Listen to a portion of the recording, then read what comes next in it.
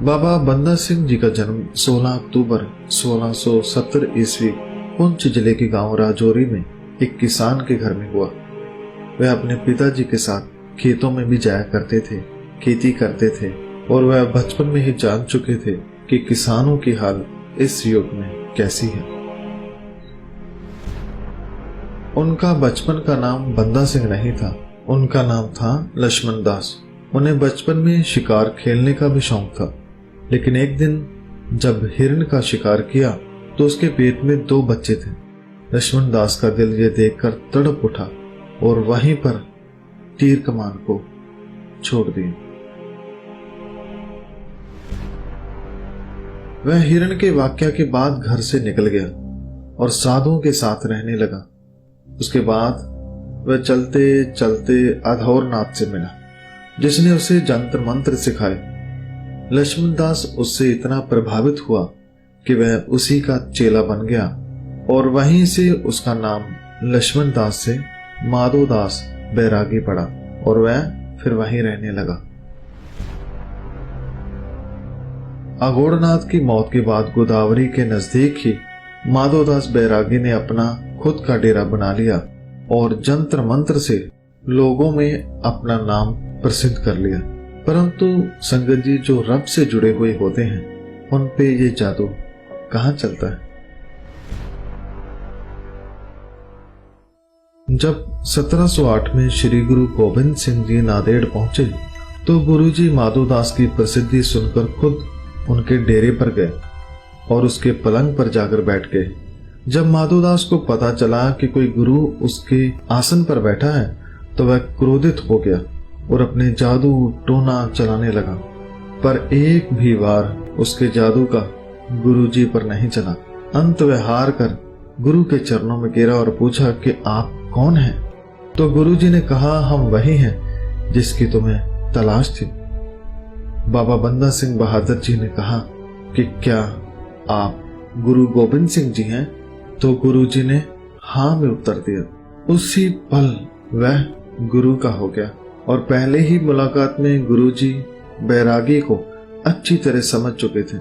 गुरुजी ने माधोदास बैरागी को नकली ताकत से निकालकर उसे उसकी असली ताकत जो उसके अंदर छिपी है उसके बारे में धीरे धीरे समझाया। बाबा बंदा सिंह बहादुर जो माधोदास था, गुरु से मिलने के बाद सिख बन गया। उसने गुरुजी से अमृत पान किया, ककार धारण किए और गुरु गोविंद सिंह जी ने माधोदास का नाम गुरबख्श सिंह उर्फ बंदा सिंह बहादुर रखा। बाबा बंदा सिंह बहादुर एक तपस्वी भी रहा, तीर अंदाज भी रहा और अब सिख बना। गुरबानी सीखने लगा, कई भाषाओं का ज्ञान हासिल करने लगा और इसके साथ साथ युद्ध नीति भी सीखी। बाबा बंदा सिंह बहादुर जी सीखने में बहुत तेज थे। उनकी योग्यता को देखते हुए गुरुजी ने उसे खालसा का अध्यक्ष बनाया। गुरु गोविंद सिंह जी ने बाबा बंदा सिंह बहादुर को एक बहुत ही बड़ी जिम्मेदारी दी।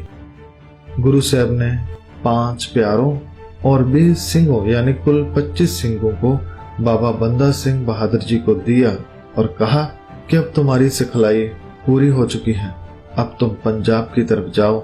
वहां के हुक्मरानों ने गरीबों का जीना मुश्किल किया हुआ है, जाओ और उन्हें खालसा राज्य स्थापित करके दिखाओ, उन गरीबों को उनके हक दिलाओ और जब तुम पंजाब पहुंचोगे तो तुम्हारे साथ कुछ और सिख भी मिल जाएंगे और साथ में ये हमारी तरफ से तीर भी लेकर जाओ।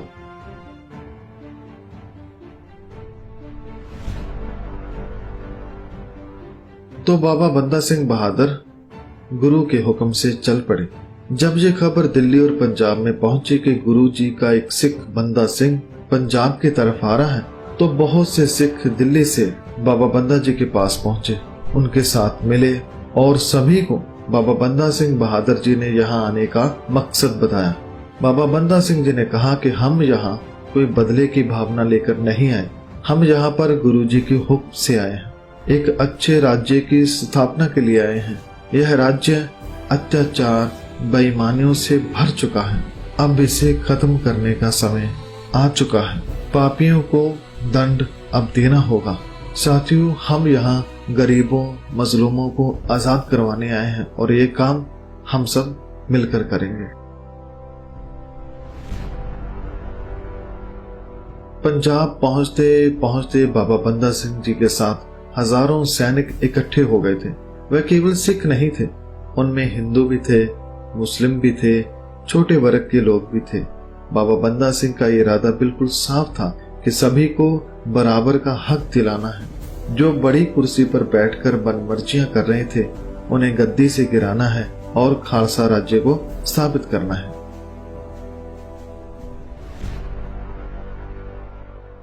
पंजाब पहुंचकर बाबा बंदा सिंह बहादुर ने सिखों को लामबंद कर मुगल हुकूमत के विरुद्ध संघर्ष आरंभ कर दिया।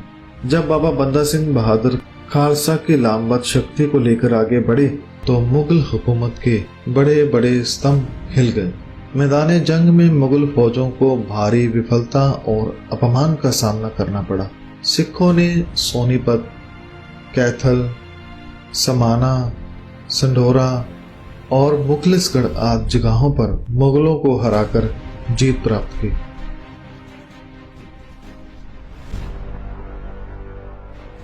बारह मई 1710 ईस्वी में मोहाली के नजदीक चपड़चड़ी के स्थान पर सूबेदार वजीर खान और दूसरी मुगल फौजों के साथ घमासान युद्ध हुआ।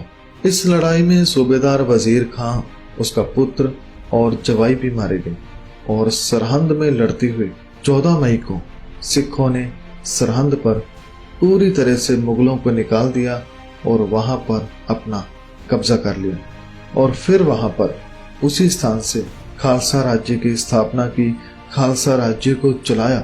उन्होंने पहली बार वहां निशान से फहराकर स्वतंत्र खालसा राज की घोषणा कर दी। इसी के साथ मुखलिसगढ़ के किले को लोहगढ़ का नाम देकर खालसा राज की राजधानी बनाया गया।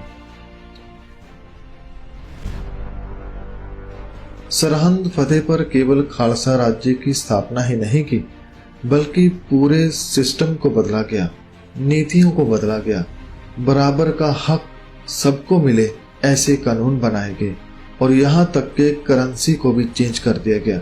बाबा बंदा सिंह बहादुर ने श्री गुरु नानक जी और श्री गुरु गोबिंद सिंह जी के नाम के सिक्के जारी किए और ये जीत का सिलसिला लगातार चलता रहा। लाहौर से लेकर यमुना पार सहारनपुर तक के इलाकों पर बाबा बंदा सिंह बहादुर जी ने कब्जा कर लिया और वहां पर खालसे का राज्य चलाया।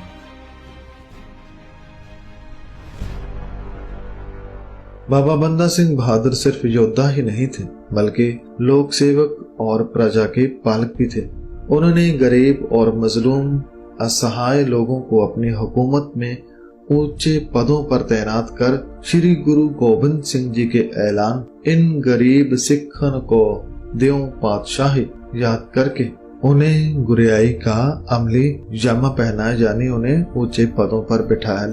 इससे पहले क्या होता था, केवल बड़े लोग ही ऊंचे पदों पर बैठ सकते थे, लेकिन अब खालसा राज्य आने के समय में केवल वही कुर्सी पर बैठ सकता था जो इस पद के लायक होता था। बाबा बंदा सिंह बहादुर जी ने सबसे ज्यादा सुधार जिम्मेदारा प्रबंध में किया। हलवाहिक किसान मजदूरों को जमीन का मालिक बनाया। पहले वे केवल खेती करते थे, लेकिन वे जमीन के मालिक नहीं थे। बाबा बंदा सिंह बहादुर ने अति प्राचीन जिम्मेदार प्रथा का अंत कर दिया। किसानों को बड़े बड़े जागीरदारों और जिम्मेदारों की दास्तान से मुक्त कर दिया था। यह एक बहुत ही बड़ा कदम था बाबा जी का।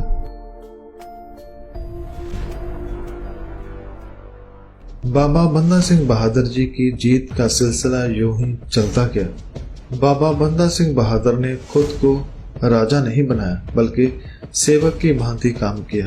जहां अत्याचार था वहां अत्याचारी को समाप्त करके नया उम्मीदवार खड़ा किया, जो गुरु नानक जी के बताए मार्ग पर चलकर जनता की सेवा कर सके। परंतु मुगलों की नींद हराम हो चुकी थी और वह सब अब साथ हो चुके थे। सभी मुगल एक साथ मिल गए और फिर उन्होंने बाबा बंदा सिंह को खत्म करने के लिए पुराना तरीका अपनाया। उन्होंने सोचा कि हम उसे हरा तो नहीं सकते, तो कम से कम उसे थका तो सकते हैं। इस नीति के तहत भारी फौज ने मुगलों की बहुत ही ज्यादा फौज ने बाबा बंदा सिंह बहादुर जी और 800 से ज्यादा सिखों को गुरदास नंगल की कच्ची गढ़ी में घेरा डालकर बैठ गए और ये सिलसिला 1-2 दिन नहीं बल्कि कई महीने चलता रहा। राशन पानी जब खत्म हो गया तो मुगलों ने 8 महीने बाद हमला किया और सभी सिखों को और साथ में बाबा बंदा सिंह बहादुर जी और उनके परिवार को भी पकड़ लिया। बाबा बंदा सिंह बहादुर जी को चाहे कैद कर लिया था, लेकिन फिर भी मुगल उसे देखकर डरते थे, इसीलिए उन्हें एक लोहे के पिंजरे में डालकर दिल्ली लाया गया और फिर वही मुगलों की पुरानी नीति के तहत बाबा बंदा सिंह बहादुर जी को बार बार मुस्लिम होने के लिए उकसाया गया। उन्हें डराने के लिए हर रोज 100 सिखों को शहीद किया जाने लगा, ताजो ये सब देखकर बाबा बंदा सिंह बहादुर इनकी जान के बदले इस्लाम कबूल कर ले। और ये सिलसिला 5 मार्च 1716 से शुरू हुआ और लगातार 7-8 दिन चलता रहा।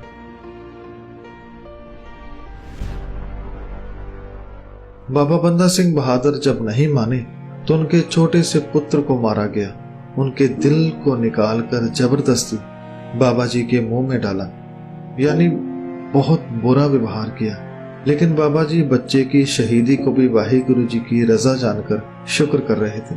बाबा जी जानते थे कि आज उनका अंत नहीं हो रहा, बल्कि आज मैं आजाद हो रहा हूँ और मेरी रूह की आजादी सिखों के दिलों में जाकर बसेगी, उन्हें जज्बा देगी। खालसा राज्य का जो सपना गुरु नानक गुरु गोबिंद सिंह जी ने देखा वह और जोश के साथ आगे बढ़ेगा, क्योंकि शरीर को मारा जा सकता है, सोच को नहीं। विचार तो आजाद है, गुरु जी की सोच वो तो फैलेगी ही फैलेगी।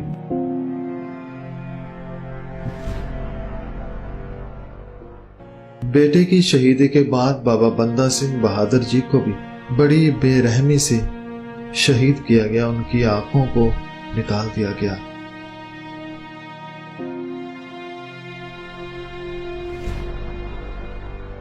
संगत जी, हर साल 25 जून को बाबा बंदा सिंह बहादुर जी का जो शहीदी दिन आता है, इस दिन उनकी शहीदी को याद किया जाता है।